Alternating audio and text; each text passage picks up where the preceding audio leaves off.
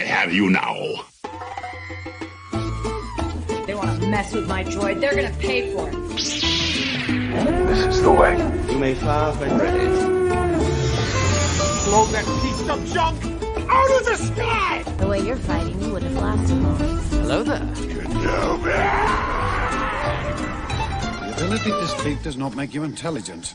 New looks at Ahsoka Tano have got our minds racing. My name is Carter, and this is the Star Wars Station. If you're a member of the Close Friends story on our Instagram, you probably saw that we're not recording in our normal location. One of the two Star Wars Station studios have been taken over by babies. My wife has got some of her family in town, and so those little ones took priority over the Star Wars podcast. I know. I can't believe it either. So we are recording at the Warhammer Station studio, and this is my first time here, and I'm super excited to be here. It looks great. It looks super cool. Colin has hyped this place up to me multiple times, and I'm glad to finally get to see it. As for our dear Ahsoka Tano, she has popped up again, but this time in the form of a trailer for the eponymous show premiering on August 23rd with 2 episodes. Those 2 episodes are going to be a treat, and there's been a lot of news coming out this week about various Star Wars projects that you're certainly not going to miss and that we are going to cover in our HoloNet news segment. Some of those stories may even shed a little more light on the things that we're going to talk about in this episode because they weren't featured in the Ahsoka trailer, but they're about the Ahsoka show. However, did you know that there is someone out there who probably enjoyed this trailer even more than I did? And lucky for us, and lucky for you, dear listener, he's joining us today. It's my regular co-host, the expert E-Wing pilot himself, Colin Archer. Man, I'm so glad you brought up that E-Wing. I cannot wait to talk about this. I fell out of my chair. I'm exaggerating just a tad, but I was so pumped when I saw that. Every moment of this trailer is so enjoyable, and we get to talk every bit about it. You know you're an X-Wing miniatures nerd if the E-Wing is what makes you freak out when you see the Ahsoka trailer. Well, the E-Wing is a really special ship in the game, in Extended Universe lore up until now. Oh, my goodness. So, yeah, let's talk about it. Yeah, I mean, so, Colin, this trailer premiered yesterday, and so we didn't really have a chance to do a rapid reaction recording like we normally would for a trailer like this, and so this is our first conversation about the trailer. This is our raw reactions to each other. We've had about a day to sit on it, but we haven't talked to each other about it. In order to bring the best product to our fans and listeners, we reserve our personal conversations for just now. So, I mean, seriously, we've talked to each other about how excited we were, but up until now, this is a completely raw, completely new thoughts on what we have to say about this stuff. Yes, it is, and it's really exciting. And so I'm ready to hop right in because there's a lot to talk about in this 2-minute trailer. 2-minute trailer is going to end up being a 2-hour episode. I hope so. I really do. I mean, because there are so many implications in this thing. So what's the opening scene? I think it's a shuttle chasing a transport ship, right? Yeah, it is a shuttle, and I'm probably going to get this wrong, so for all the ship nerds out there, I'm very sorry. I think it's an ETA-3, and this shuttle has shown up a few times in canon. I believe it's similar to the shuttle that Palpatine picks up Vader with on Mustafar, but we know it's shown up in the Clone Wars before. And so it opens with Baylan Skoll and Shin Hati piecing up New Republic troops. I mean, just totally brutally. There's just a Mon Cal on screen. He's kind of sitting there casually because obviously it's a costume and he's got a relaxed look on his face. Absolutely about to get diced in 0.5 seconds. And another human is standing there. Baylan's just standing there casually, and Shin Hati's about to wreck this guy. Yeah, and then just, through the next few seconds of the trailer, we see Skoll and Hati, shooting folks, deflecting blaster bolts, piecing people up with their lightsabers, force push, force choke. I mean, it's all over the place. There's A-Wings in the background. The set pieces here are unbelievable. They look very good. This is the first one we've seen, and we've got these two. Okay, so are these dark Jedi, or what kind of Jedi are these? We get a lot more. We're jumping the gun a tad bit, but this is the first thing we get to see. We get a lot of clues of who these people are in this trailer. So I think this fight scene is the extended fight scene that we saw in the teaser trailer, and I think that Baylan's line at the end of this little chunk of them fighting New Republic troops is really, really informative for what we can understand these Force users to be. So Baylan says here, in quotes, "You must destroy in order to create." He's almost surely talking to Shin. And I think what Balin's doing is, although he's a mercenary, and we know that he used to be a Jedi in the Jedi Order before Order 66, that he's now become a mercenary.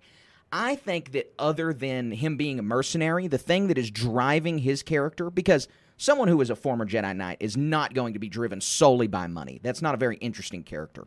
And so what I think is driving his character is the desire to start some new Force user order, some new form of, maybe not a Jedi Order, because with the line, we are no Jedi, which is obviously also a parallel to Ahsoka's line in Season 2 of Rebels, I am no Jedi. Right. But I think that we're probably headed down some new Force user path, and Baylan Skoll's the guy that wants to start that. Right. So this whole destroying things to recreate them, that's a fabulous trope in any fiction that villains pretty much all have a universal design for. It's the major plot point to The Fifth Element, if you remember that one. You're kind of young. Have you seen that movie? If you like science fiction, no, most I get people it have seen confused that with movie. The Sixth Sense all the time, Yeah. and so I always tell people I've seen The Fifth Element when really I saw The Sixth Sense. But why does Bruce Willis have two numerical titled movies back to back? Yeah.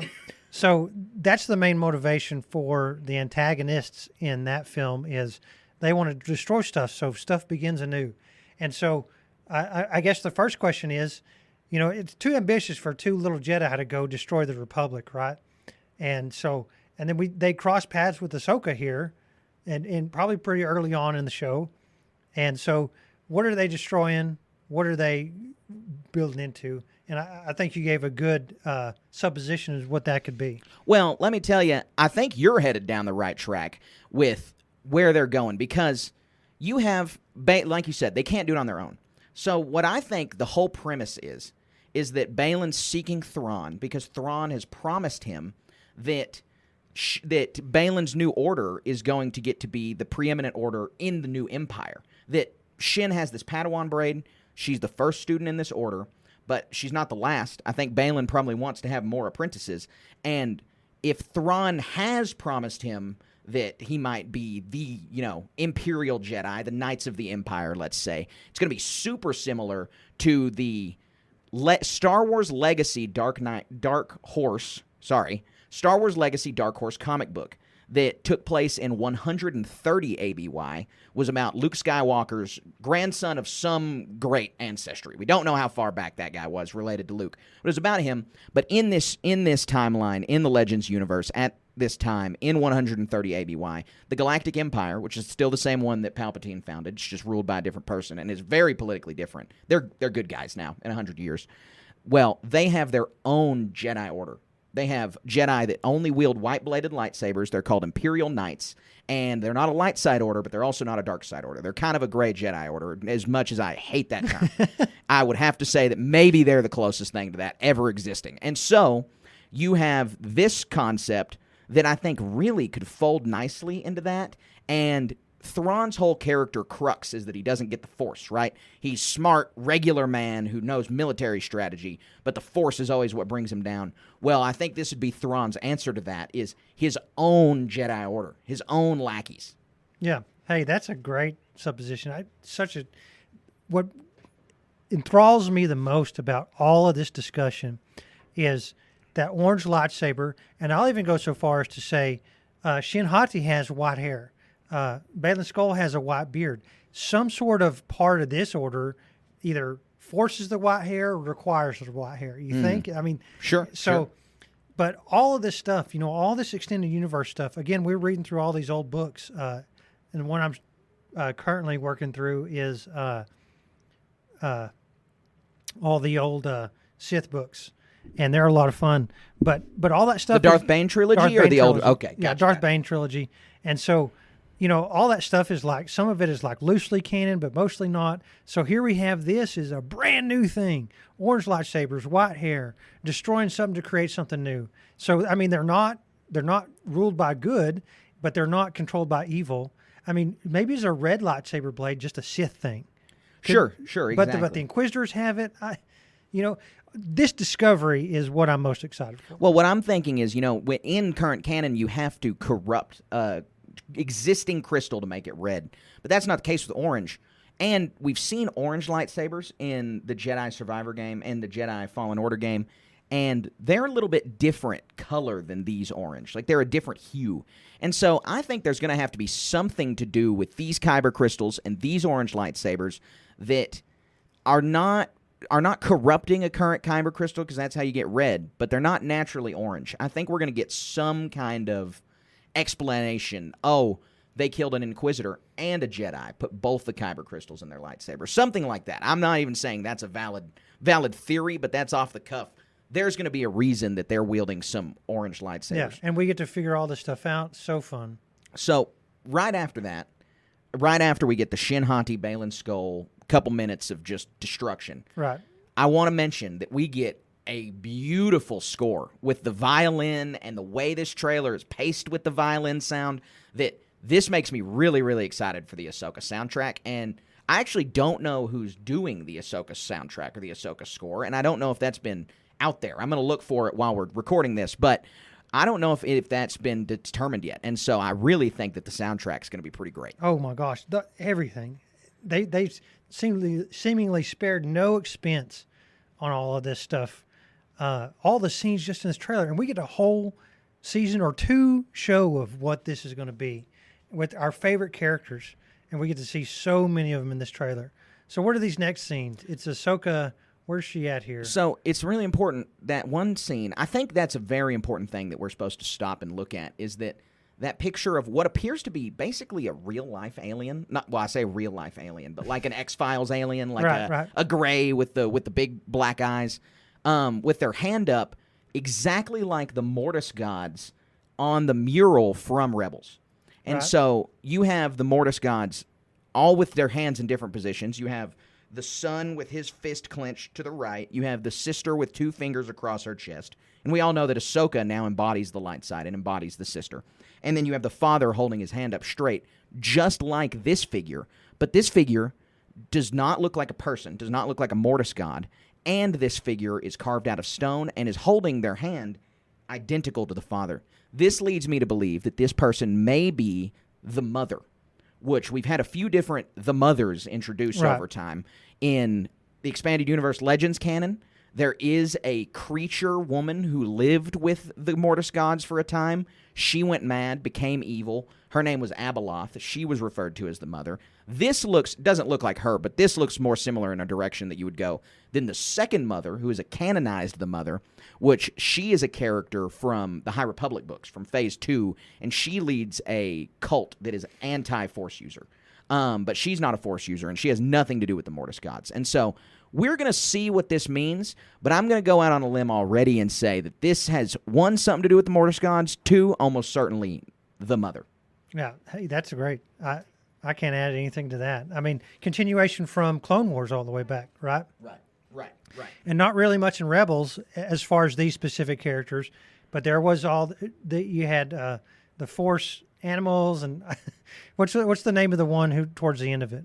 You're gonna not the Loth Wolf, but the big one on one of the Rebel bases. Oh man, I'm not sure. Thrawn came to the end of it. Oh, Adelon, you're talking about the Bendu? The Bendu. Yeah. Right, Okay. Right. Gotcha. So again, to reiterate, we've already on this discovery of who these Balin Skull and Hati are. Now we got this really fantastic and deep, like, Force user. You think Jedi, or you think Sith, or now we think this other things. This is like the Force behind the Force. All the Bendu, the mother, the father, all these other things, and it's these deep lore things that we get to take a big bite of in this a continuation from Filoni's mind in this Ahsoka show, and we're going to be there every step of the way discovering all this stuff. And I will say that I think Star Wars has been missing this deep Force lore since The Rise of Skywalker, and that was brief when they talked about the dyad, and before that we hadn't gotten it since the Rebels finale, where we're getting some, like you said, Bendu, Mortis gods, some real cosmic Force kind of stuff that it's like unexplainable, mystical things in Star Wars that they just have not been trotting that ground over the last few years. I mean, the Mando doesn't have its place there. Andor certainly doesn't have its place there. I mean, the Jedi games, they're all about using the Force, but he doesn't encounter anything that crazy in the Force in those games. And so what I would say is this is a great return to that mystical, really weird aspect of the Force that we got in the Clone Wars and Rebels. With Filoni at the helm on this stuff, any supposition that we have on this stuff is going to be our estimations are going to not do it justice. We're going to be blown away by the implications of this. We even have more of that in this trailer later on. Yeah, and we're only 22 seconds into this trailer. 22 seconds in. So we keep going through the trailer. You get the same back shot of Thrawn we saw in the teaser trailer, and then you get a new area. And I want to talk about Morgan Elspeth first, and then I want to talk about this area, because I think we're going to have a much deeper conversation about the area.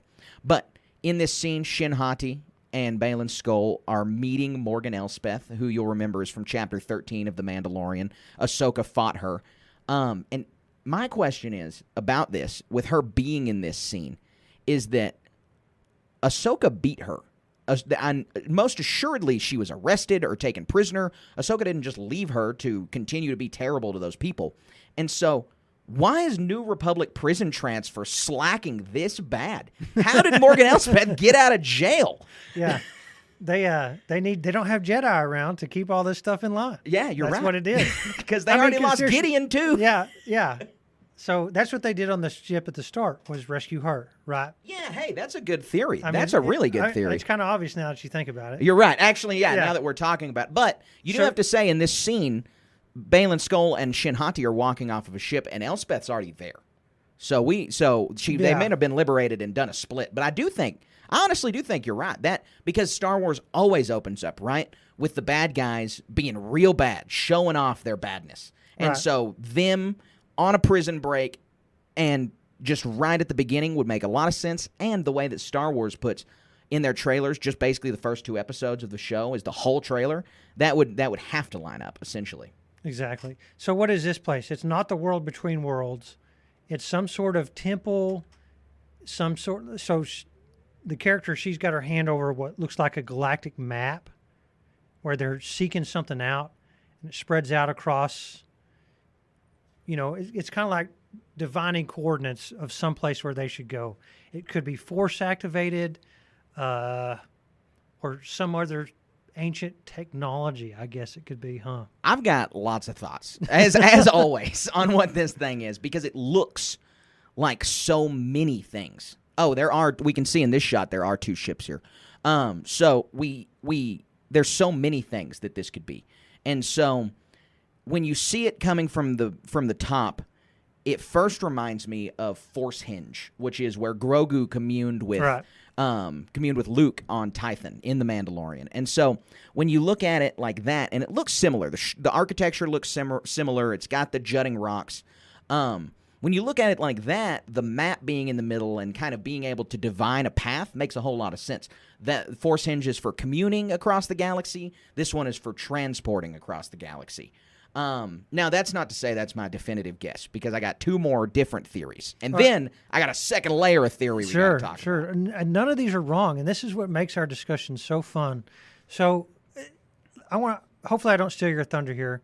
I think this is going to have something to do. The Force is involved here.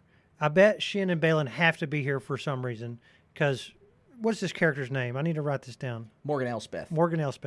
Okay, so she can operate this for whatever reason. It has something to do with the Force.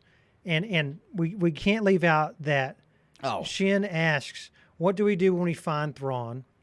And Baylan replies, power such as you've never dreamed. So they're being assigned the task of finding Thrawn. We can assume. I think that's a safe thing. So my guess is Thrawn and Ezra were taken away by Purgils. This is going to be some sort of Purgil locator or force-sensitive creature finder. Yeah. Or this will give a trail or some sort of triangulation on a Purgil thing. And she has some sort of lost knowledge how to find how to whatever this device is will put them on the path to find Thrawn. Yeah, that makes a lot of sense. I think that's objectively, though, I think the Purgil thing is a stretch. It'd be really fun and lots of good fan service, but it seems like too easy. Well, I think you have a little bit of support towards the end of the trailer for that theory. I will say the confusing part about this, and we're meant to be confused, is that they're searching for Thrawn. People are looking for Thrawn, and also Thrawn is back. We've had Thrawn mentioned as Thrawn is back. Seen in the trailer. In the trailer. But we've also, before that, in Chapter 13 of The Mandalorian, they say Thrawn's back. And then or I guess they say Ahsoka's looking for Thrawn. But we definitively know that in the second to last episode of The Mandalorian Season 3, that Pelion is saying Thrawn is coming back. He's coming. Right. And so this Ahsoka almost assuredly happens after The Mandalorian Season 3 because they haven't explained that it's looped in. And weaving in, I mean, I get it. Star Wars is all about going back in time, doing the prequel thing. That's not really that big of a problem. The problem is I don't think they would take these clearly connected and threaded TV shows and say, all right, all 4 of those happen, then you go back a little bit in between the Book of Boba Fett and Mandalorian Season 3, and that's the first season of Ahsoka. Then you do Season 2 after that. Like, I just don't think that they're going to make general audiences think about that. No, this takes place after Mando Season 3, right? Or certainly. in the midst. I mean, we don't literally know that, but it would be crazy if it didn't.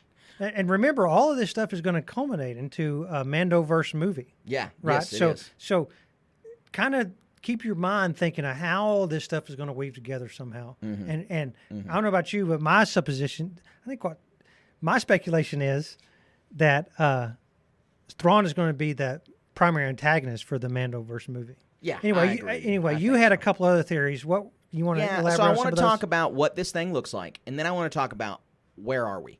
So you see, and something very important in the background of this as well. So the first thing is what it looks like. I already said it looks like Reverse Force Hinge. We've already commented that it looks like the World Between Worlds-ish, and I don't think it's connected, but it looks similar. But the main thing not the main thing it looks like, but another thing it looks like is it looks like the meditation loading screens from the Jedi games. Mm-hmm. And so I don't think that they're going to weave that game into that. I don't think Cameron Monaghan's showing up, but down the line, those connections could be sussed out. The other important thing to talk about what this is where it's located. And so, I think it could be located on any Sith planet. The coloration here and Ahsoka being involved make me kind of feel like it's Malachor. But now here's where I'm going to get real crazy on where this could be, okay? So you look in the background, you got all red trees in one of the shots behind Balin's skull. You also have all of these exact same trees in the fight that Ahsoka has with the Inquisitor in the first trailer and in later in this trailer. And I kept calling it Sleepy Hollow Planet because it looks like Sleepy Hollow. Is this akin to where Kylo Ren gets the... So Kylo Ren gets that holocron on a forest on Mustafar. The Sith locator. Yeah, the Sith Wayfinder. Sith Wayfinder. Holocron. he gets that on Mustafar. Okay. And so that's there are trees there. Yeah, there's a forested section of Mustafar. Okay. So not in the Star Wars Galaxies video game from 2003. But I think they changed that. The place that I really think it is with the Sleepy Hollow look and the other evidence is I think this might be Dathomir. Yeah. Because you look when Morgan Elspeth comes to the middle of that and pulls up the map, what's happening underneath the map but green flame. The same color of flame that Night Sisters use for their magic. And Morgan Elspeth's got these runes on her. She's got a little bit of these tattoos. She could be some sort of I think she's a Night Sister. Because all of these rumors at the beginning, if you'll remember back a year and a half ago when Ahsoka started really casting people, getting together to start filming, there were all these rumors that, there's going to be a different dimension, and there's going to be Night Sisters in this dimension. She looks way close to a Night Sister. I know, right? Now that you see that green flame, and she's wearing the red, you're never going to be able to unsee that. No. I think she's a Night Sister. No, you're exactly right. She looks like Marin. I mean, she's pale. She's got the kind of dark circles around her eyes. She's got the hair that seems similar to that. I mean, I think she's a Night Sister. And it's a way to explain using the Force without being some sort of Jedi-esque entity. Yes, and I mean, just her hand movements and the way she is using this map makes it appear that way. No, this is a walks like a duck, talks like a duck situation, exactly. I will say, I don't recall from Chapter 13 of The Mandalorian her giving me any kind of Night Sister vibes. And so I'm going to need to go back and watch that and see if maybe there were some Night Sister hints dropped there that we might have missed, because obviously we were not on that plane of thinking when we saw it the first time. But I think that this may be Dathomir because of the, in quotes, magic that's going on here. We'll see. But that's something I'm going to throw out there. Excellent points. So the scene with Morgan Elspeth is totally episode 1 stuff. They're looking for Thrawn. We've already seen him in this trailer, so they're not going to hold out and give us Thrawn, at the end of the season or in the middle of the season. He's coming episode 1 or 2. Yep. And so all of this is episode 1 stuff. Yep. And I'll counter that ever so slightly, and they might do some sort of 3-episode arc things. Sure, and we're getting the 2-episode release, just like we got for Andor. I mean, this happens pretty frequently for Star Wars, and so with the 2-episode release, it might happen in the 2nd episode, but I mean, it came out in the first week. Is really what I'm meaning. So the next scenes here are of Shin Hati, and these are retreads from the past trailer. Yeah, we'd already seen these. Entering the bridge and deflecting blaster bolts. And for all of you ship heads out there, you got to be super happy with the next scene. Just this massive New Republic fleet, hammerheads, Tantive 4s, Home 1, A-Wings. I mean, it's a smorgasbord of space. So this is where Hera is introduced, played by Mary Elizabeth Winstead. And so these are such fantastic scenes to talk about. A couple of these scenes are retreads from the other trailer, but we get more establishment here. And she says, "That's why I'm trying to convince you to help me prevent another one." And she's meaning like Thrawn coming back or something like that. Right. Prevent another war. I've fought in wars my whole life. I'm trying to prevent another one. And she's meeting up with Ahsoka. So yes. So with Hera appealing to the senators like this, and we obviously knew this was coming. And Leia's not there. Criminally. Sorry, I'm going to get his name wrong if I don't think about it for a second. Kazuda Xiono's dad is also in this trailer. So if you're a Star Wars Resistance watcher, little Easter egg. But Hera appealing to the senators, we knew this was coming. We knew Mon was going to ignore her because the First Order has to rise. And we already have all of this demilitarization stuff set up for the New Republic. They're not going to pull that back, right. which is fine. And so all of this establishes Hera's arc in this Ahsoka show is because you look at her head on is one of the first scenes, and she has the 5 pips, and she is the head military person for all of the Republic, right? She is the head of the Republic Navy. Okay, I believe. No. You know what? I'm not even willing to say that because Admiral Akbar is still kicking around. I think she might just be a general. She's a extremely high-ranking military official. Well, like in real life, most generals are 4 stars, and you have 1 5-star. And so if she's the equivalent of 5-star, she's it. I mean, in Star Wars, that's not the case. All the generals have the 5 pips. Okay. So all of the generals equally hold regardless, the 5 pip. Point is she is tip of the top. Yes. Amongst a handful of, along with Akbar and a couple of others, right? So, and these scenes establish what her arc is throughout the whole show. Is she's meeting with Ahsoka. She says, "Go find your friend," meaning Sabine. And I want to butcher this a little bit, what exactly she said, because we haven't got to see what she says literally. But she is going to leave her military post to join Ahsoka and Sabine on whatever adventure You're totally right. You're totally right. She says, "Once a rebel, always a rebel." Now she's implying the rebellion. And that's the tone of the whole trailer. Once a rebel, always a rebel. So do not sleep on this character. It's gonna be fantastic. I love Hera, and I really hope a lot of people are giving pause to Winstead's portrayal. I disagree with that totally. I think she looks fantastic. Again, I think she's going to do the character just fine.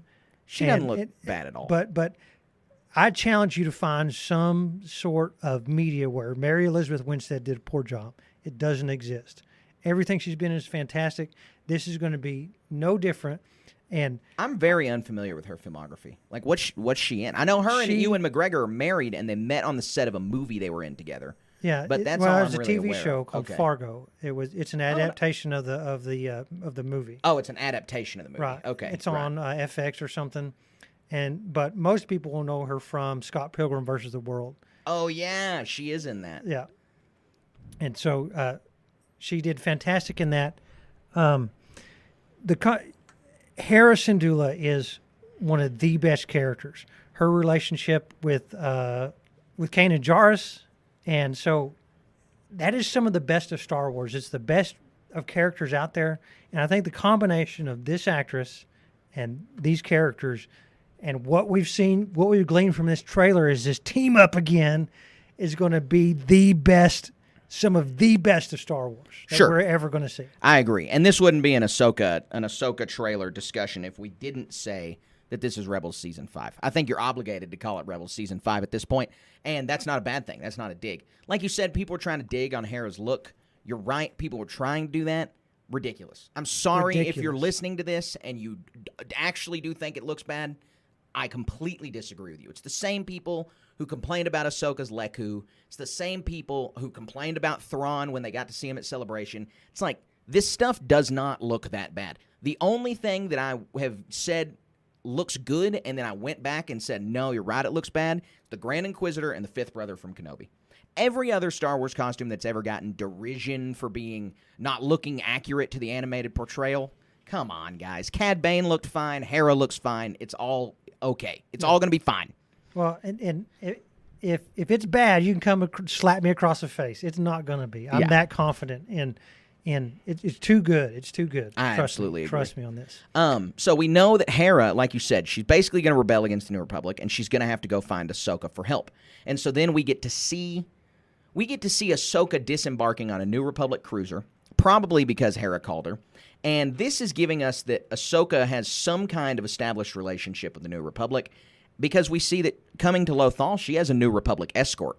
So they haven't gone rogue. Oh, well, I said that, but now that I'm seeing it on the screen, she doesn't. But she had a New Republic escort in the Rebels finale. And so that's another thing that we're really going to have to see and wrestle with is there are some discrepancies with the scenes in these trailers and the Rebels finale. Ahsoka's clothes, the lack of pilots there, Sabine's haircut. Like, there's a few things that, like, obviously they're all just a little bit visual, and Dave Filoni didn't know he was going to have this opportunity when he finished up Rebels Season 4, so if he wanted to change a couple things, it's not that big of a deal, but you do wonder, with a little bit of the on-screen discrepancies, is the scene that you see in Rebels a different scene than we're seeing here, and this is just a really similar scene, or is it a retread, and it's just, as they've changed things a little bit over time, this is just a little bit of a different point of view. Yeah. This is Ahsoka arriving on Lothal. How cool does Lothal look? This is the quote-unquote, it's all CGI, right? But this is a quote-unquote live-action version of it. Mm-hmm. And it's a lot better off a city than it was before. It looks like to me, lots more spires down there. Yeah. You're absolutely right. I think they're going to do Lothal justice. I don't know how long we're going to spend on Lothal, because I think they're going to leave it pretty soon.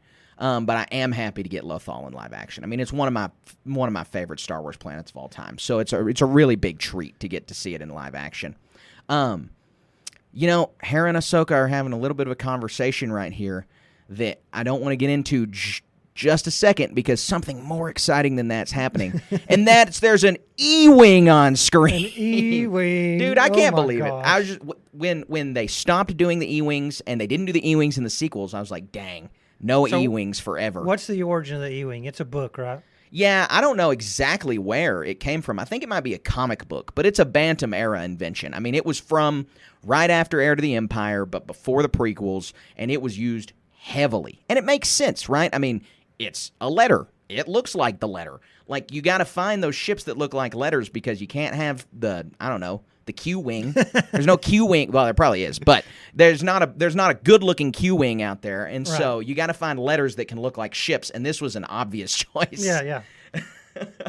And so we don't. It's not just an E-wing. We get a full-scale, awesome view of this thing just blasting across the landscape here, and it's phenomenal. Mm-hmm. And so, right here, the shots and the scenes are not near as expositionary as the dialogue. The dialogue in these clips are showing us and telling us a lot. We see hologram Hera talking to Ahsoka. They're already familiar. They're already reacquainted. So we assume that they met on the New Republic ship. Then Ahsoka went to go get Sabine and to train Sabine to help her fight Baylan and Shin, because Ahsoka knows she can't take both of them alone. She needs an apprentice, just as Baylan has an apprentice. Yeah. My question is, number one, where's Luke Skywalker? This will certainly be answered. I'm not saying, oh, Dave forgot about Luke. That didn't happen. I just want to know, where is he? Because why would Ahsoka go to non-force sensitive girl when the greatest Jedi to ever live is right down the road? Right.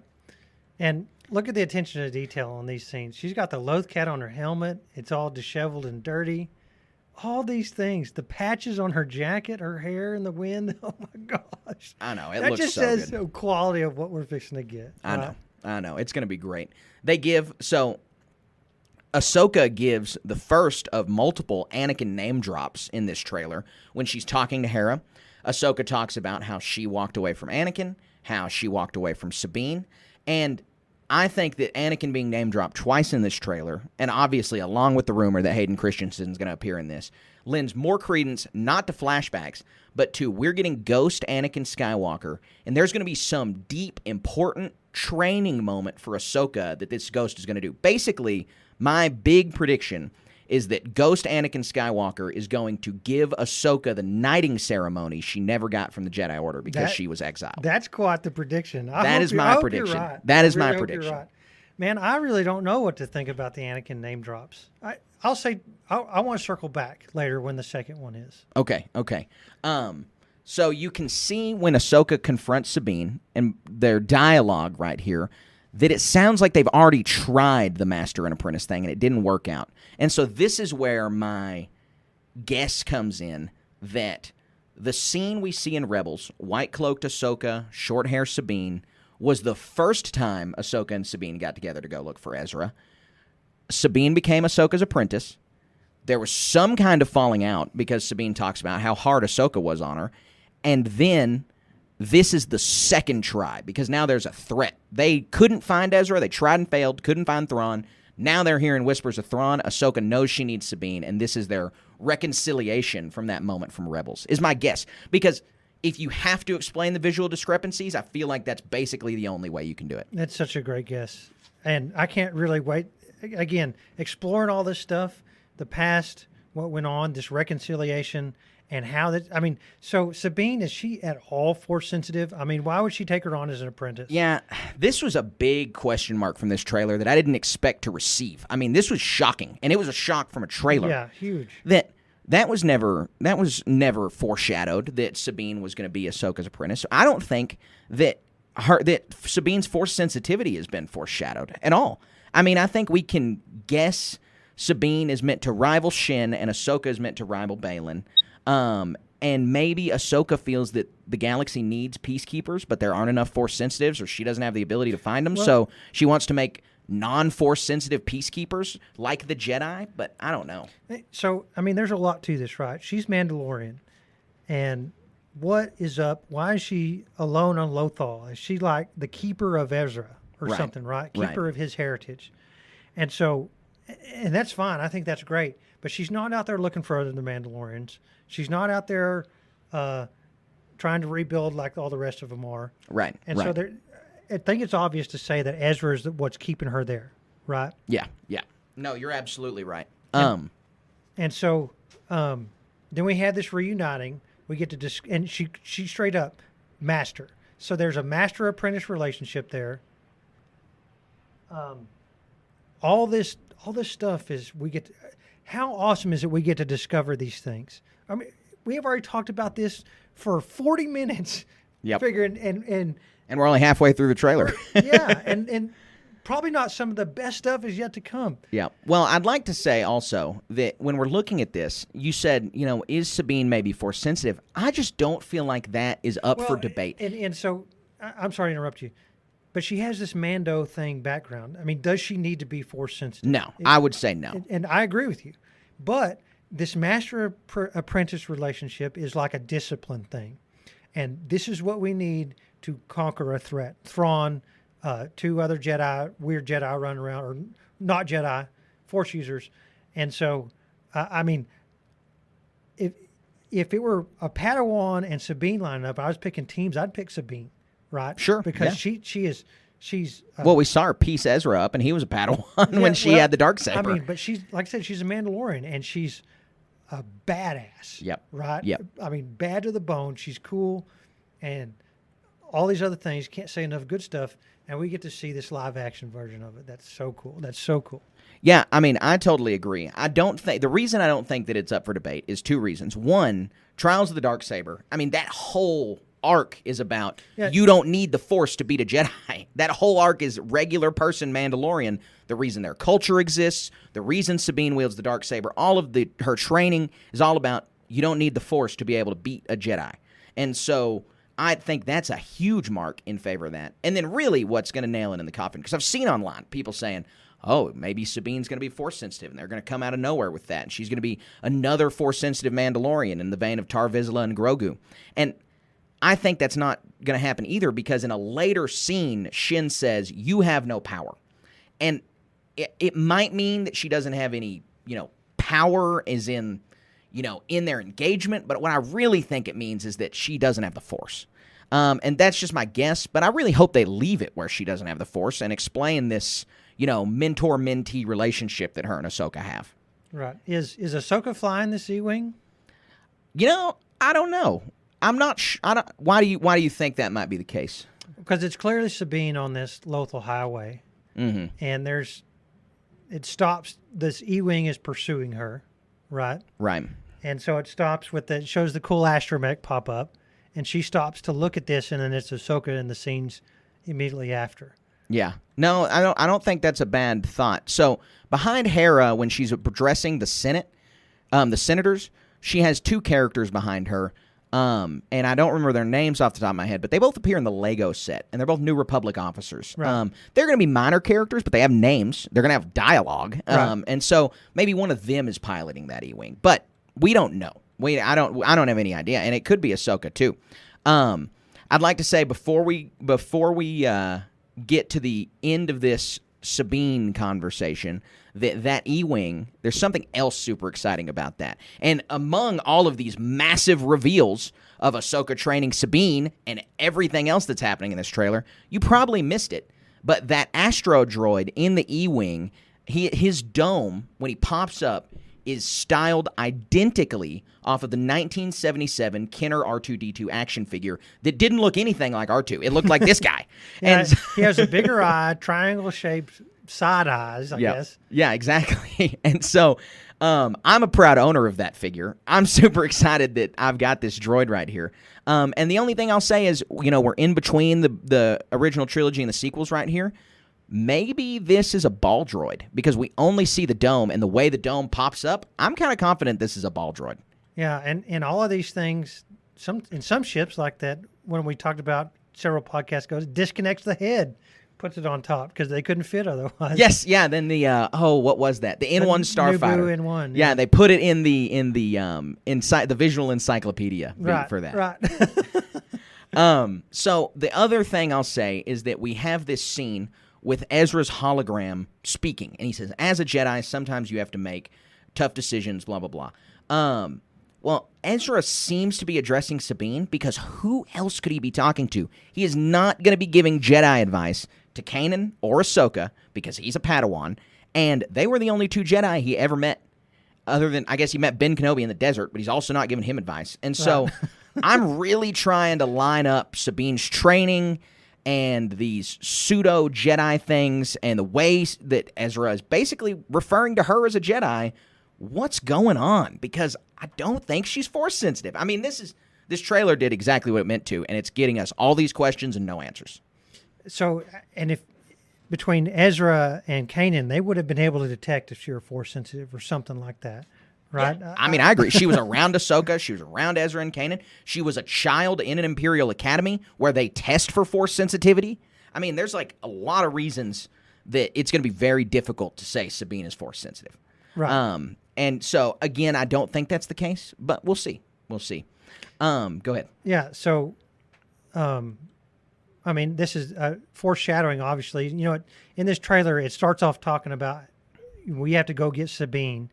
And there might be some challenge with that, because she wants to be like Ezra's guardian or his guardian of his heritage or whatever, right? Mm. And so Ahsoka has to convince her, but she cuts her hair. There's a real prominent scene, ceremonial type thing, in front of her Mando helmet. And so, yeah, no helmet on. I'm glad she's not a member of the Children of the Watch. because the Sabine's character is just something we just how she interacts with the world is what is really, really valuable. Well, and she's an artist, and the way she even changes her hair is important. Yeah, to her and we character. have to see this stuff. It's so fun to see. She's one of the best characters of the cartoon, and is no doubt going to be one of the best characters of this Ahsoka series as well. Yeah. I want to mention more on Sabine's hair, and we're going to get a bunch of dirty messages if we don't mention this, and a bunch of angry people, is that Sabine's haircut is a parallel to Kanan's haircut from season 4. I mean, she gets the knife, she chops it all off just like Kanan. Everyone and their dog on Twitter was able to figure that out. Everyone was able to say, oh, this is a parallel. And so we just got to point it out for the sake of we didn't miss it. And then the last thing happening on Lothal that's worth talking about, I think, is that there's a lot of people out there complaining about how the mural looks. Why? Rebels is a stylized cartoon, and that was a stylized piece of art within a cartoon. It does not look weird. It obviously is stylized and cartoonish in live action, and that's the point. They just basically lifted the one from the cartoon in the first place. But people are like, oh, well, it doesn't match up. The Lothcat's eyes are a little bigger than it was. It's like, what are you talking about? Who cares? So this looks like something Sabine painted. It's exactly what she would paint. Yeah. Exactly from the cartoon. People have art styles. Go and it read a matches comic. Our art style. Go from read the a episode. comic. Every comic artist draws their same comic exactly like they would. Sabine Wren is going to paint her paintings as best as she can for her art style, and this matches it up 1,000%. Yeah. The people who are nitpicking over this are, what do you call it? The ones who are just they're hypercritical. Oh, they're hate mongers. Hate mongers, hypercritical ninnies. Yes. Is what they're doing. It's extremely dumb. Yep, I agree. I'd completely agree. So, we get now a bunch of rapid action shots, and so it's a lot less dialogue and a lot less visual exposition. And so we just get a lot of really fast things happening right here. And so we have the jump to hyperspace. First shot of Hu Yang in the trailer. Not the first shot. No. In this trailer? No, he's walking off of the ship with Ahsoka when she is on the New Republic cruiser. Okay, He's right behind her. I missed that. Yeah. So where'd he come from? Not for this show. Oh, for the show. I thought you meant in general. I was like, I know he's where he's from. 25,000 and 25 years old. He's, I don't know. Yeah, I think that's going to have to be. Because this is a big thing.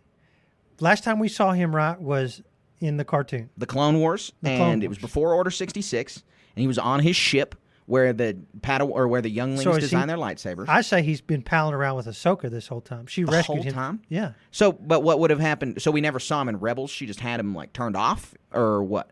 In a safe spot. I mean, he's too valuable to sit there and go gallivanting around the galaxy in. I agree, and I'm curious why Palpatine and Anakin and Vader knew about him. I don't know why they didn't go after him. That's what I'm saying. He disappeared right at this Order 60. Ahsoka went from Order 66 to, here's Hu Yang. Maybe this will be a comic book or a book. The uniting of Ahsoka and Hu Yang, and then she kept him in whatever. I mean, any prominent person has a hideout. Vader's castle on Mustafar. Sabine's hanging out here on Lothal. Luke is building his school. We've got this studio. Yeah, exactly. So she's just not some itinerant person in her RV going from rebel base to rebel base. Right. She has her little ice planet whoop-de-doo somewhere. Yeah. Living in an asteroid over there that Hu Yang chills out at for her whatever light side machination she's up to. I like the thought, and we definitely are going to get the explanation, but I am curious of what's it going to be. And so I'm really excited for Hu Yang. David Tennant gets one line in this trailer, but it was enough for me because I'm super excited about it. We see Ahsoka fighting the Inquisitor and what appears to be, to me, a droid. Maybe it's a person, but that's a droid. That's a droid for It sure. has to be. See, the reason I think it's a droid is because the neck is not wide enough. And so, anyway, she's finding the Inquisitor and the droid. This is another of the same look we got on this, like... The baseball mask Inquisitor. Yeah, the baseball mask Inquisitor. Catcher's mask.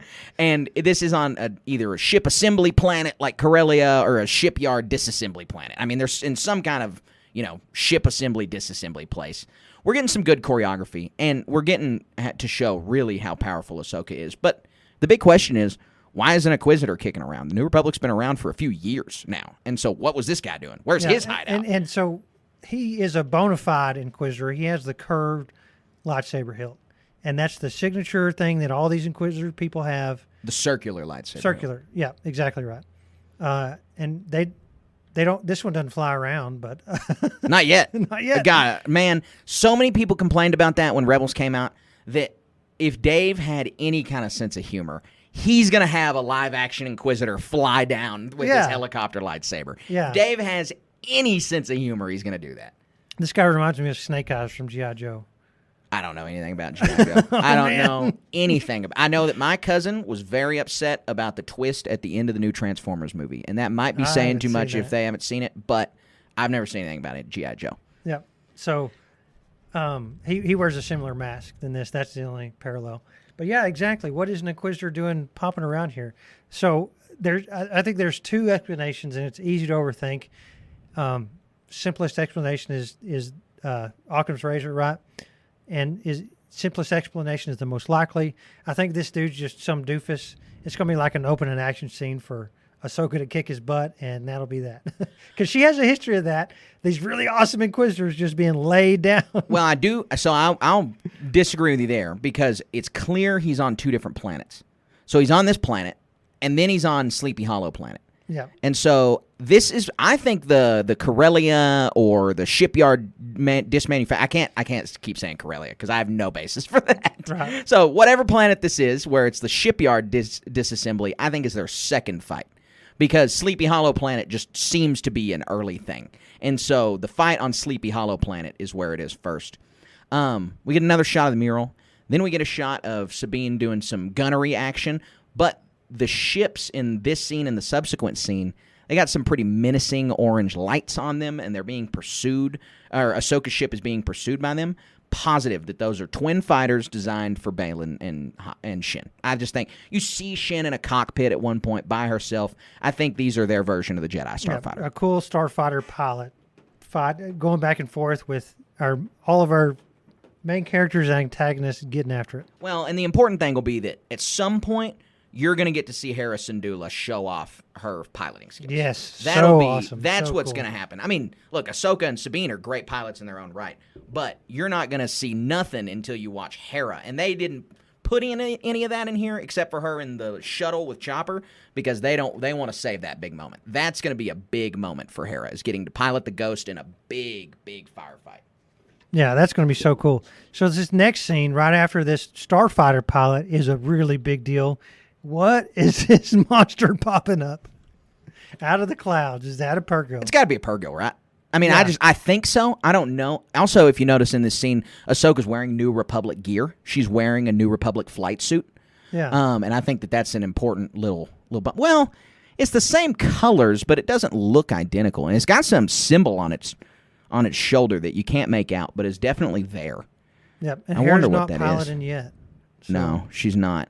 But I think that's a Purgil. I think that's pretty clear. Also, Shin and Baylan's starfighters look like the speeders from Crate. No connection whatsoever, No. but they look like it. But I think it's Purgil not just because the face and it kind of looks like a whale, but also all those tentacles. Right, hanging right. out. Like Yeah. it looks Purgil-y to me. So that's one step closer to finding Thrawn and Ezra. Yeah, You know, absolutely. Anytime you talk about finding Thrawn, you're also talking about finding Ezra. And so, what's going to happen with this? I mean, there's no clues. Well, and Ezra is the massive question mark, right? Because like you just said, no clues. We get the hologram, and that's it. We see Thrawn visibly with some kind of stormtrooper lurking behind him. So we know he's back. He's commanding the Empire. This is his show. And he looks great, man. Yeah, he really does. Like Lars Mikkelsen, man, all the uniform, the eyes, the hair, they really delivered on this. you basically couldn't ask for a better look for Thrawn. It just Lars did a great job. I'm so excited about the voice actor continuity. I mean, I mean, Mary Elizabeth Winstead's going to do a great job as Hera Syndulla. I have no doubt about that. No doubt. When I hear her in this trailer, I am like, well, that's not Hera's voice. That's the one thing that I'm like, but I don't want her to mimic. I don't want her to attempt to sound like Hera from Rebels. I just need to get used to it, the same as I had to get used to Rosario Dawson as Ahsoka. Rosario Dawson just doesn't sound like Ashley Eckstein, but that's not a problem. It's just something that, as a viewer, you got to kind of work through. From 2D to 3D. Yeah, exactly. Here's the Shin, you have no power scene. We talked about that. And then you get a crazy reveal after this and we should have, and honestly, this is kind of an assumption that needs to be made, but they explicitly state it. Baylan knew Anakin. Yes. Yeah, so this is where we're coming to circle back from. So how does Baylan know Anakin? Anakin spoke highly of you is a direct quote. And so that means that Baylan was at one point a Jedi. Well, yeah, and we knew that from Ray Stevenson's interviews before this, that he was a member of the Jedi Order before Order 66. And so, assumedly, Baylan was either a master or a knight, and the armor that he looks like he's wearing looks like the same kind of armor that Anakin and Obi-Wan wore during the Clone Wars. And so, he really is, since Order 66, just gone rogue, which, again, I want to know, how did he avoid the Inquisitorius all those years? Yeah. Because, I mean, they didn't. They were either you're joining us or you're dead. Well, it's just like Sabaoth. It's like I didn't have any interest in participating in any of this. That's where I think is a parallel going to be from these old books. Yeah, you're probably right. And so, sorry for the listeners who haven't been following our podcast over the last month. We were doing the Heir to the Empire trilogy, the original Thrawn trilogy in the expanded universe, and Jorah Sabaoth is a Jedi master in those books that is under the guidance. I want to say guidance or employ or. He's working with Thrawn in the same way that Baylan is. They're not the same character, but there are parallels, like you mentioned. Right. I mean, they're related to each other tangentially, maybe kind of right. So this Anakin thing is this quote from Baylan talking to Ahsoka. This is at the same Force Hinge style place, right, with the maps. So it is not the world between worlds for sure. Right. We get just a good lightsaber fight. Baylan has a Vader-esque fighting style. I mean, it's really heavy strikes, it's big strikes, and that's not Ahsoka's style. She's a lot more, flourishy. And so she's using a single lightsaber in a lot of these scenes too, which we know she's got two. We've seen her with two in this trailer, but she's deciding to use the single a few more times than I would have expected. Also, the map is up and going while they're having this fight. So there's something big going on here. This is obviously a very important fight. Yeah, or it could be their very first meeting. Yeah, they're looking for. It looks like their first meeting to me. Or who knows? And if he says Anakin spoke highly of you, that's kind of something to say to someone that he knows. He's basically saying, "I know who you are. I know of you." Right. Gosh, just so much curious things here. So I'm going to say that they're Ahsoka and her crew. I mean, because we see Sabine's on this world. This all takes place on the Red Tree world. Yeah. Sleepy Hollow Sleepy Planet, Hollow that's what Planet. I'm going to keep calling it. And so they're both here pursuing Thrawn, and this is going to be some, whoever wins this battle gets to, obviously if Baylan wants to find him, they're going to join forces. Mm-hmm. And if Ahsoka finds him, she's going to try and defeat him. You know where she finds Hui Yang? I'm gonna give my Hui Yang theory. She's on this planet with a bunch of basically Roman pillars, and I think that is an old Jedi temple, and she found Hui Yang underground in that Jedi temple. Here. I think so, and I think this will likely be the very beginning for us. Then that begs the question: what led her to Hui Yang? I mean, and what led Hui Yang to be there in the first place? Yeah, all this stuff. But this is what's so fun reading all these Star Wars books. It's always this, or even in our RPG, it's these little bitty tidbits of information that lead to these epic quests. Yep. Going to find a really cool character like Hui Yang, and then going to convince Sabine to join, and getting Hera Syndulla to leave the Republic to go and stop finding Thrawn. How are these characters going to find Thrawn? Yep, you're absolutely right. So then we have that once a rebel, always a rebel from Hera line. Very happy. So this is directly so in this trailer she showed up several times as a hologram. I think there's going to be some consternation of either because she's got these two forces pulling her from either side, The Republic over here that's disarming doesn't believe in the threat, and she's trying to convince them. You've got her old gang pulling her on this other side. Thrawn's back. This is going to be a big deal if you don't respond to it. You're one of the most legitimate people who is going to be able to respond to this. Let's go. There's going to be some tension of Hera Syndulla wanting to do this, which brings about this line. Or Hu Yang saying, we have a lot of work to do, followed immediately by, once a rebel, always a rebel. So, I mean, like, it's this double entendre of fighting Thrawn and leaving the Republic behind. Yep. And, this leads me to question, where's Gara Zeb? Where's Zeb? We know he's around. We saw him in The Mandalorian. They're going to get him in. I mean, they put him in The Mandalorian to give us more of him in this show, so we know he's going to be involved. And then I also want to know where Jacen Syndulla, her son, is. And we're going to talk about a little bit more of that in the news section, but I really am curious what's going on there. So in the next couple scenes, you see the same Inquisitor fight. You also see Sabine strangling somebody on Sleepy Hollow Planet in the same outfit as the person fighting Ahsoka with the Inquisitor. So these guys might be working for this Inquisitor. They might be some criminal gang that maybe this Inquisitor's working with. And it, like you said, I think it's a droid. Or like I said, I guess I'm agreeing with myself, but I think it's a droid. I think it's a droid both times. And so, there's maybe multiples of these droids that this Inquisitor is commanding. And we keep calling him this Inquisitor. Actually, today, his name was accidentally revealed by StarWars.com. Oh, yeah? And his name is Merrick. Merrick? Yeah. Okay. And I mean, that has no significance to me. So, his name is Merrick. A lot of these machines are machine gun... a lot of these scenes are machine gun fast. Oh, yeah. Right? You got Sabine using her lariat to snatch up a interloper. We're back on fighting the Inquisitor on the construction world. Yeah, that's a good term. We have, this is bona fide a droid, Sparks. He has no blood or smoke or whatever coming out Sparks of him. coming out of his chest. He's got ropes for his back. Yeah, we've got Ahsoka with Hu Yang fleeing. Now, this is important. This is super important because they're fleeing those same ships that are certainly Baylan and Shin's. Right. She is alone. She is headed to a planet with water and that has what looks like red trees. So my assumption is the order for the first episode will be Baylan and Shin are breaking out Elspeth. Then Ahsoka, we're going to cut to see Ahsoka rescue Hu Yang from that Jedi Temple planet. Elspeth's going to split from Shin and Baylan. Baylan's going to find Ahsoka on the Jedi Temple planet. They're going to bomb it. Hu Yang and Ahsoka are barely going to escape, being pursued by them, and they're going to jump to Sleepy Hollow planet, where Ahsoka is going to clash with Elspeth, Skull, and Hati. Excellent. Well, that's the guess.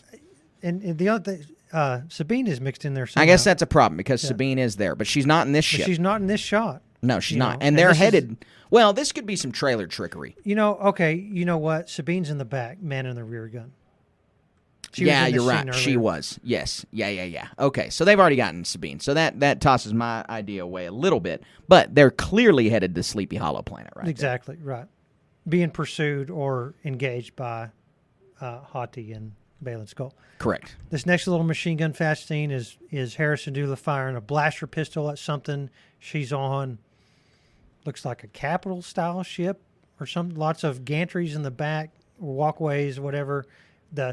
These are these really iconic triangular space-facing windows, portholes that are on Imperial ships but exist on most ships in the Star Wars universe. Oh, no, we actually see... Look at this. This is a blink and you'll miss it. There's Ahsoka. Just like frame. She exists in 3 frames in this scene, you see? Yeah, and the background of it makes me think that it's probably in the teaser trailer the same window she cuts and jumps out of, which is on Construction Planet. Yeah. So they might be in an office on Construction Planet. Yeah. And this is a really cool scene. We've got Ahsoka running in directly into the fire of a shuttle firing down on who's this character? That's Sabine in front. Is that Sabine or is that the? I'm guessing That's the Inquisitor. No, that's baseball. But they're running Inquisitor. towards this gunfire, right? Yeah, and so they're running towards that shuttle. I think that's the Inquisitor's shuttle picking them up. This is their first fight, and this is his escape. That's my guess. You're exactly right, man. What Because that is the same shuttle. That's Elspeth's shuttle. That's the same ship on Sleepy Hollow Planet. So Inquisitor's working with and for them. Yeah, folks, you're not going to get better coverage than right here. We're figuring this stuff out. This is our frame raw by knowledge. frame, baby. Yeah, and we're leaning on Carter for a lot of the names and all this other stuff on here. But, I mean, like, look at this scene. Pause it. Go and pause this for yourself. It's exactly 2 minutes into this trailer, and Ahsoka is running directly at this fire. No fear. Brave as can possibly be. It looks like she's raising her hand to maybe deflect a bolt or something.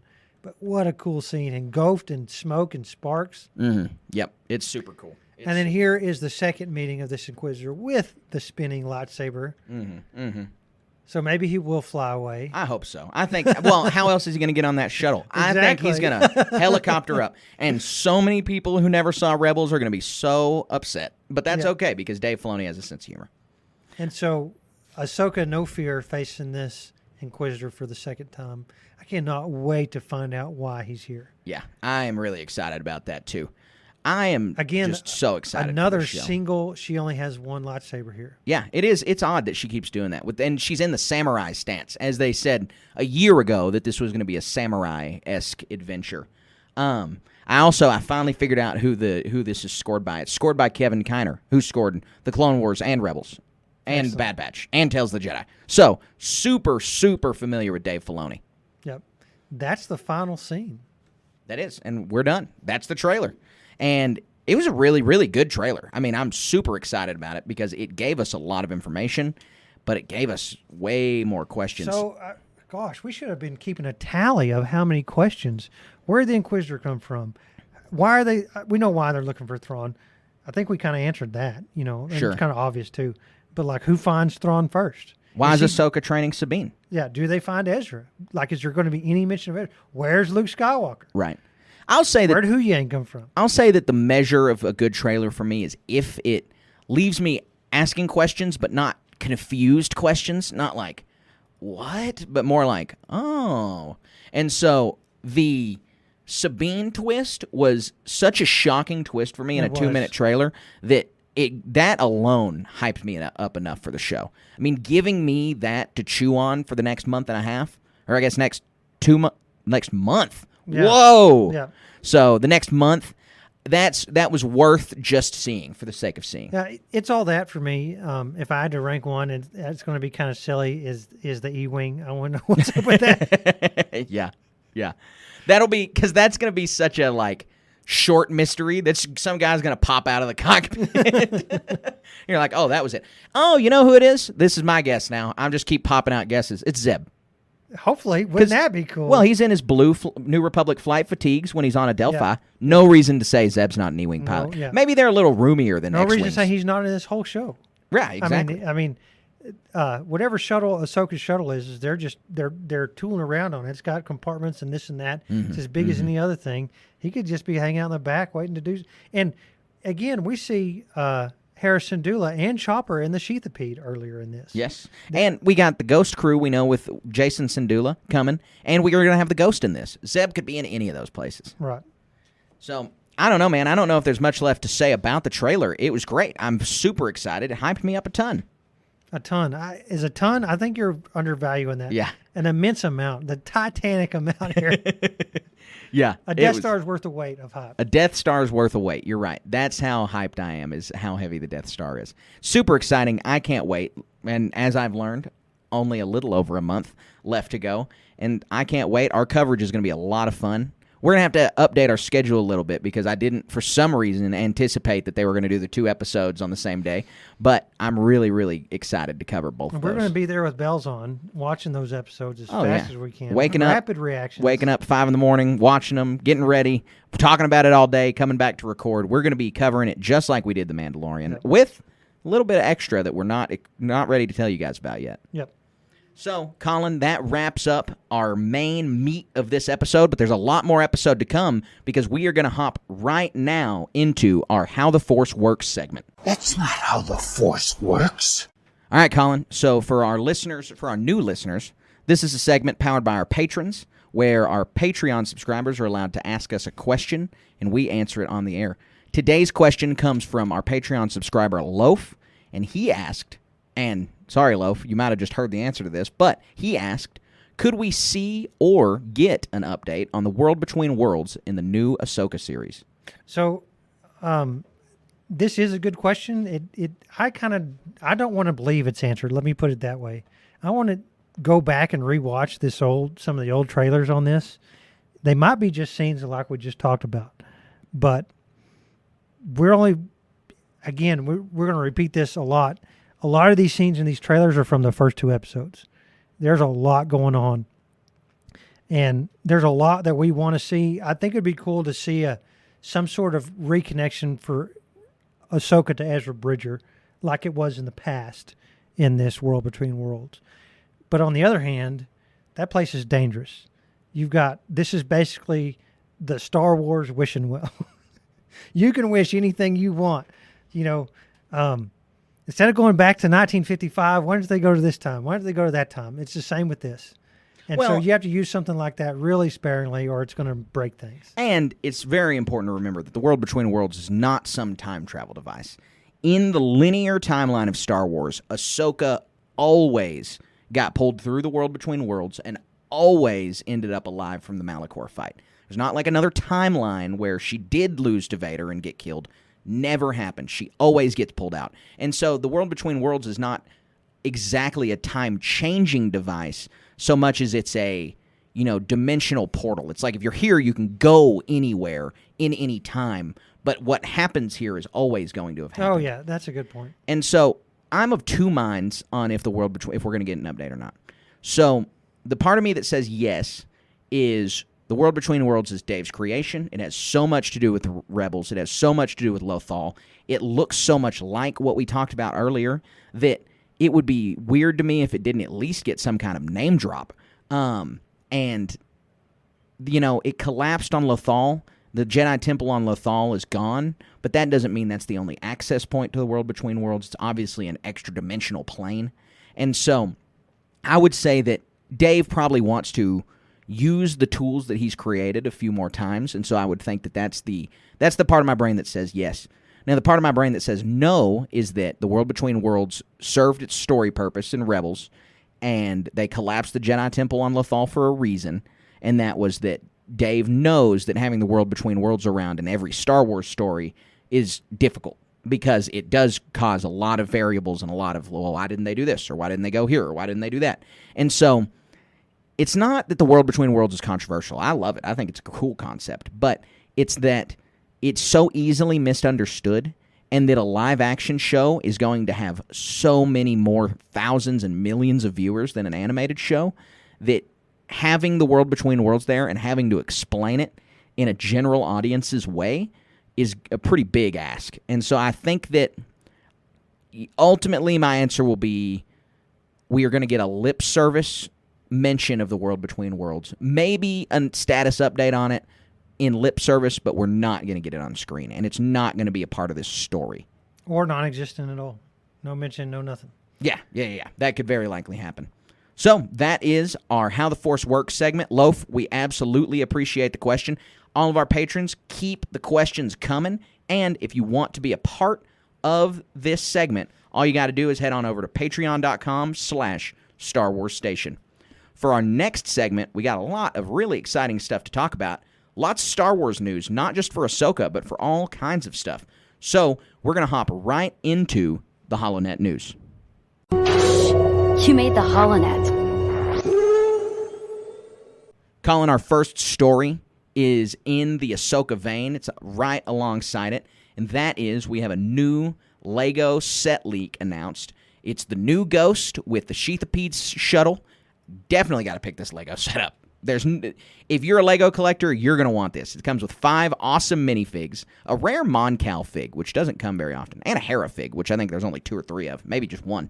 Anyways, very exciting to have this Lego set coming, but the most important thing from this Lego set is Jason Syndulla is in the set. So confirmed he's going to be in the Ahsoka show, and an even bigger change that is worth mentioning is that they did not create a unique green hairpiece for him. His hair is brown. So, Colin, my question is this a retcon and Jason Syndulla is going to have brown hair in the show, Or is this because Lego does not like casting new color molds for things, and they're going to make one green wig for one set? I don't think so. No, I think he ages into his brown hair. That's what I'll say. So you think young? So it's just like kids who are blonde that grow up to have brown hair. You're saying it's the same thing. Yeah, He had same green hair, and it just slowly turned. That would be a hilarious in-universe explanation. They don't mention it, and finally Sabine's just like, didn't he have green hair? And Hera is all faux offended that Sabine doesn't know that half Twi'lek, half human kid's hair fades over time. I think it's weird that two species can reproduce. Usually, Isn't that all over the case in Star Trek? Well, I mean, it's like a donkey and a mule. No, I don't know about Star Trek. It seems weird. Well, yeah, and it is. Well, it's not a donkey and a mule, right? It's a donkey and a horse to create a mule. Or a liger. But a mule and ligers. So poor Jason, he's infertile. That's what I was going to say, is they can't have kids, so Jason might be infertile.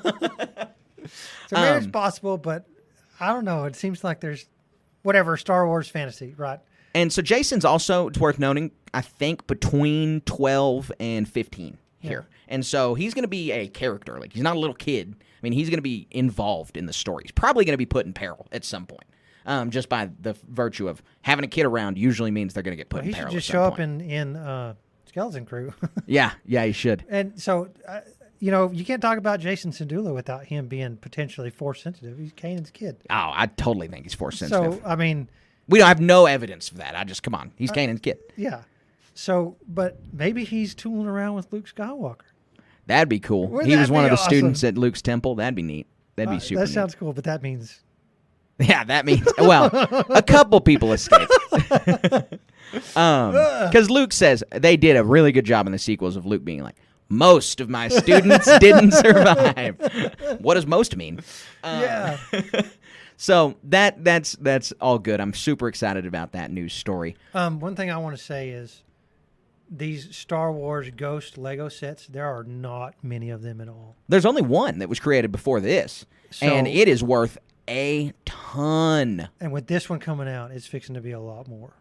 Oh, yeah. And Well, because this set isn't the same as the old one. The old set has They're all different. They're all different. Well, the old set specifically doesn't come with the Phantom at all. The Phantom 1 was sold separately from the original Ghost set, and now this one comes with the Phantom 2. So you can't get the Phantom 1 without buying it alone. So I'm just glancing. This thing is going for between $7,000 and $1,000 out there on the internet just as we speak. Between $700 and $1,000. $700. Yes. $700 and $1,000. And so, I mean, just off the bat, this thing is going to be worth money. Oh, yeah. Because they'll run it for a year or two, and it'll be done, and until they make another one, if they do. Well, and even still, That's a big if. when they do the remakes, they're never the same, and so this one will always hold value. And, a lot of the value is always resting in minifigs. It would not surprise me if this is the only Jason Syndulla minifigure we ever get. Ever. And so... Look, I'm not like, I am a Lego collector. I enjoy Legos. I'm not a Lego collector like I buy 50 sets of something for resale value collector. But I will definitely be picking up 2 Ghosts. And if we do find out that Kylo Ren hacks into pieces, it's going to be worth even more. Yeah, it is. Just for the recreation alone in Lego. That's so bad to say. But you heard it here.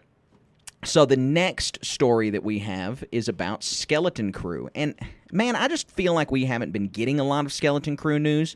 And so anytime we get a little bit of info about Skeleton Crew, it's always welcome because this show's coming pretty soon. I mean, our guess is that it's coming wintertime, December, January, and that's not far. It's July. You got 6 months. 2 of those months are going to be blocked off with the Ahsoka show, so you really got about 3 months of promotion before the show's going to start. Yeah. And we haven't gotten basically any. Compared to Ahsoka, there should have been trailers and some other stuff that was already out. Well, and much like Mandalorian Season 3 introduced Zeb, I think that we're going to get some character from Skeleton Crew introduced in Ahsoka, and that's because of this news story. The story is that Jude Law and Chris Ford have been teasing crossovers with other New Republic-era shows. We're getting this from StarWarsNewsNet.com, and so the people involved with Skeleton Crew are saying, it really is probably likely that these are going to cross over. We're going to have crossover with Ahsoka and The Mandalorian and all of these other New Republic-era shows. And so I don't see why that crossover doesn't happen before Skeleton Crew. And we get one of the kids, or Jude Law's character, just in the background, just like Zeb says a couple lines, but it eases us into and gets us excited for the next project. Yeah, I'm super pumped to see more about this show. I can't wait to watch it. I like Jude Law. All these little kid actors seem really cool.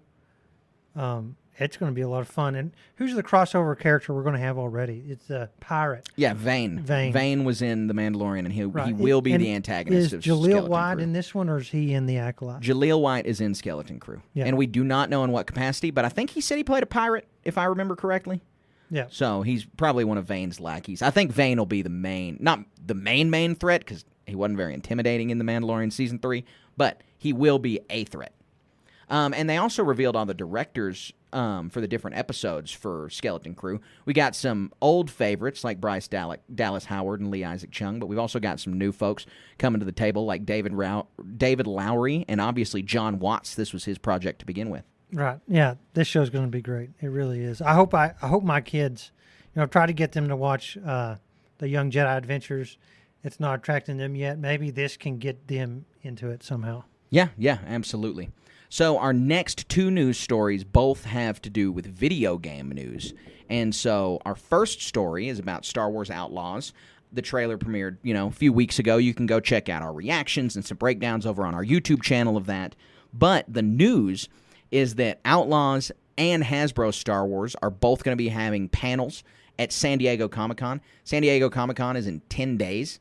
And we always get some good Star Wars news out of SDCC. I mean, obviously it's not Celebration, but we're going to get some info. I'm sure Star Wars Outlaws, we're going to get some new gameplay maybe, or we're going to get a little bit more teases with the stories. It's been confirmed that D. Bradley Baker is going to be voicing Jabba the Hutt in that. And so we know Jabba the Hutt's going to be a character voiced in Outlaws. And with the Star Wars Hasbro panel, I just saw today that one of the leaked action... I'm not an action figure collector. I have 3 Star Wars action figures. I'm much more on Legos and books and other Star Wars collecting. But I saw that for the anniversary of The Force Unleashed, they are doing a Galen Merrick and 2 Stormtroopers with all of these lightning attachments where you can suspend the Stormtroopers by the action figure's hands in the air like they're being electrocuted in the air. Oh, wow. It just looks like an awesome set. That does sound cool. And so those panels are going to be exciting. We're gonna definitely keep our eyes and ears peeled for those panels next week, and we will certainly be reporting the news to you guys whenever they come around. I can't wait to play this game. It's going to be fun. It really is. The whole open world concept, being able to go to other planets, cool. Yep. So the next and last piece of Star Wars news that we have is also in the video game sphere. This one about the much-beloved Jedi series. Cal Kestis is, seemingly coming back for a third game because EA has already put out some job listings for a new Star Wars title that looks to be the Jedi Survivor sequel. Yeah, and so that means more books, too. Another in-between book. And I had fun with the last one. Yeah, and well, they did a comic. They did a comic to tie into their first game. Then they did the book. So what's next? Audiobook maybe? Maybe they're doing an audio drama tie-in? And they, if you haven't played this video game, it's easy to go. I encourage you to buy it and play it. But you can watch these as a movie on YouTube pretty easy. Just type that in your search bar. Yeah, I did that for my Star Wars chronological rewatch last year. I didn't play through Final Order. I just watched all the cutscenes. So if you, kind of like Rebels, if you thought this was too silly or something like that, you're sleeping on this. You need to go play through this game, or at the very least watch the little movie version of the cutscenes of these things, because they're standalone stories. Again, they're like we said earlier to some other stuff. They're tangentially related to a lot of things, like main characters and stuff, right? But they take place in the same universe. They have their own cool stories and what we're hoping for being that a lot of this motion capture stuff with the characters in this is that we're going to see some live action crossovers. Oh, yeah. And I think once, I'm really excited for the third game, not just because obviously I want to play the third game, but the prediction from me, from you, from many, many people is that Cameron Monaghan has a contract out there that says, you got to be in our 3 games, and then we release you to the rest of the Star Wars world. And so I'm a little surprised we haven't gotten Grease or Marin shown up in something, but To get Cal, I think we're going to have to get through the 3 games first. And so when the 3rd game finally comes out, I'll be very excited because I want to play it. But I'll also be excited because I think it's going to open Cameron Monaghan up to live action appearances. And what I'm hoping is with this 3rd game is, like I said, these first 2 stories were their own stories. And maybe something in this 3rd story will relate directly to something Filoni's doing or some other thing, some other project that's out there. Like these timelines are real stretched out, and character's a young man in this one, so maybe him being in the Daisy Ridley movie, he's some sort of elder Jedi here or something like that, you know? Mm-hmm. No, I absolutely agree. I think that's absolutely right, is that he's going to be hanging on for a while. I mean, Cameron Monaghan's a young actor. He's a very famous actor, and Cal has been so popular in these games. I think just bringing him to the screen is going to double his popularity, if not more. And so I think they would be very, very wise to get Cameron Monaghan out there on the screen, small screen or big screen, but I would prefer big screen. Yeah, I can't wait. That's going to be good. All right, Colin. So our last segment of the cast, as always, is the Star Wars Moment of the Week. We would be honored if you would join us.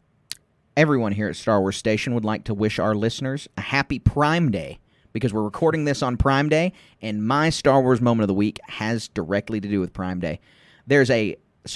Leia's droid from the Kenobi series, Lola, there is a little, life-size, 1-for-1 scale animatronic of it that was $100 that does a bunch of different things when you press the buttons and all of this, and it lights up and does all kinds of crazy stuff.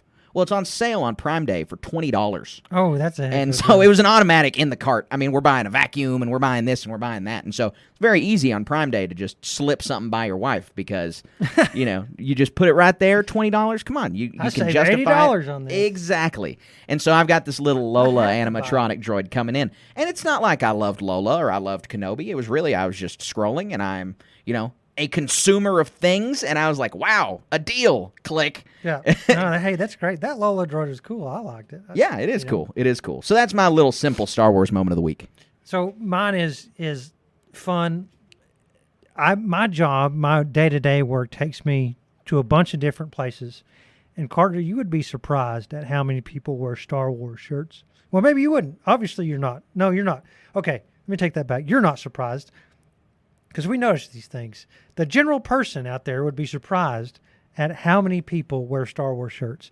And think about this thought process for a second. If you're going out there to shop for your clothes and you pick a Star Wars shirt to buy, you're not buying that because you just a shirt to wear. You like Star Wars. And so it's really fun to go out in the world and meet these people. And through my job, I'm going to run into a customer on the side of the road, or going to dump my load at some place over here, and there's a guy wearing a Star Wars shirt. It's so fun engaging with individuals and saying, oh, hey, by the way, I run a Star Wars podcast. Here's my card. Check it out. And I have at least one of these interactions a week because a lot of my work is customer facing, and I can't, we've done this at conventions. I'm sure you do it a bunch too, but getting to talk with individuals about Star Wars and what's going on currently, and getting people to listen to our podcast. A lot of these people, the one most recent was, what's been going on with Star Wars. Mandalorian was the last thing. I'm like, oh, go check these out. And then after you're done, check out our podcast. And a couple of these people I've circled back. Did you watch Mandalorian? Oh my gosh, it was so fun. And then what did you think of our podcast? Yeah, I listened to it for here and there. And not only is it fun talking to Star Wars with people about Star Wars, but talking with people about who have listened to our podcast and what they think of it. And we do a good job. We elevate a lot of people out there. And it's not just friends who are saying, oh, yeah, you're doing a great job. It's people out in the world who we've come across just basic, and I know their faces, seen them here and there, who have listened to our stuff and that we bring joy to out there. Yeah. So getting to reciprocate that, seeing what they tell us is why we do this. That's awesome, because it is an awesome feeling when someone comes up to you, or when you get to talk to someone and say, oh, yeah, I'm a Star Wars fan too. Here's this podcast. And especially when you can get back and say that they listened to it. My debit card has Darth Vader printed on it, and so that is an Oh, automatic. you got an opener right there. Waiters, drive-thrus, anytime I'm handing someone my card, they're always like, "Oh, cool Darth Vader card," and I'm like, "Oh yeah, you've heard of Star Wars? Here's a business card." And it's worked out a few times. So yeah, it's always a great experience when that happens. Yeah, that's great. Colin, I think we're rolling out of here. That's it for our podcast today. We're going to be back next week, same time, same place. But until then, if you want to keep getting your Star Wars station fix, there's a lot of ways that you can do that. You can head over to our YouTube channel, which has been cranking out more and more videos. We just put out a spoiler-free review of Inquisitor: Rise of the Red Blade. That book's not going to come out for another 6 days. And so if you want to check that book out, you should go listen to that spoiler-free review. It was a great book. What did you think of it, Colin? Fantastic book. There's a lot to it. It's about the one individual Jedi and / more. Read the book to find out. Go watch the review. It's a really good pastime for Star Wars. Yep, it is. As you can wait hear Ahsoka and see, we're not able to talk about it just yet, but we can't wait because next week we will be doing an episode on it. And so check it out, and we're going to be giving our completely spoiler-laden thoughts in our next podcast episode. Other than that, you can check us out on Instagram. We got StarWars.station. We're making the climb to 20,000 followers right now. That's something that's pretty crazy to say, as less than a year ago, we're making the climb to 50 followers right now. Right. And so go check us out on Instagram. Go check us out on Twitter, where we're making the climb to like 150. So that one you definitely should go check out, SW_station. We're on Twitch sometimes at twitch.tv/station media. You can find Star Wars content there, but you can also find Warhammer 40K content, not just there, but where else, Colin? Warhammer.station on YouTube, Warhammer.station on Instagram, and that stuff is growing. I kind of got a hiccup with my studio. Some neighbors moved in who are making a bunch of noise, and so I've kind of hit a snag. And speaking of bunch of noise, I bet you just heard that pickup truck start in the background. Yeah. Well, but I'm going to. Oh, that's like right by the door. Yeah. He's revving the engine. I hope everyone listening can hear that. Yeah. If not, we sound crazy. No, yeah, it's the truth, and it's a dent repair place, and those guys are doing some good business. So, maybe send us a DM if you want your dent repaired up in the Texas Panhandle. We can accommodate that. But I'm going to a big tournament in Dallas here next weekend, so a lot of content is going to be centered around that and my performance in that tournament there. So if you care about or like Warhammer at all, check that stuff out. It's a lot of fun. It's growing fast as well. And memes on there, all my memes are original. There's not the memes for Warhammer. Only OC. Yeah, the memes for Warhammer are sparse compared to Star Wars. Yeah, Star Wars is a treasure trove. I mean, we're never going to run out of these things. And they're really good. They're hilarious. and I mean, like, we need to come up some good ones for this Ahsoka coming up. There's some great scenes. Yeah, we do. We're going to have to meme farm a ton out of this Ahsoka show. Other than that, probably the two biggest ways that you can help us are, number one, the biggest way that you can help out your buddies here at Star Wars Station is go to Apple, Spotify, and YouTube. You know, normally I say or, but now I'm going to say and. Go to all three, give us a like, a subscription, and a 5-star review. And we will love you forever, because that is the best way for our podcast to grow. That's the way we get new listeners. That's the way we get to talk to more Star Wars fans, is if you guys tell other Star Wars fans how much you enjoy our podcast.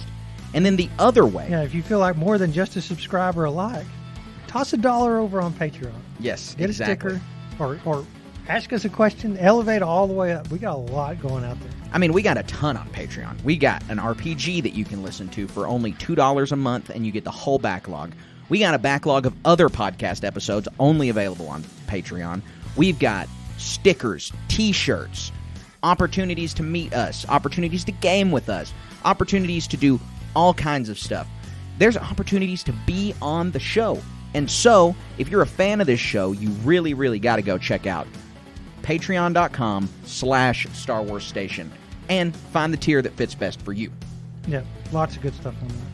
But other than that, we just always want to say thank you. We appreciate your support. We love talking Star Wars, and we are super excited for Ahsoka. I can't wait to enjoy our discussions and other things on Discord and elsewhere with all of our friends and fans about Ahsoka. This trailer, it was way over the top. So good. Oh, yeah. It was amazing. There's so much coming right at your face, and we're just a little over a month out, and we're going to start getting some answers from this trailer. So I'm super excited about that. We're both super excited about that. We're going to keep covering Star Wars. We're going to keep talking Ahsoka, and we are going to see you guys next week. But until then, stay wizard.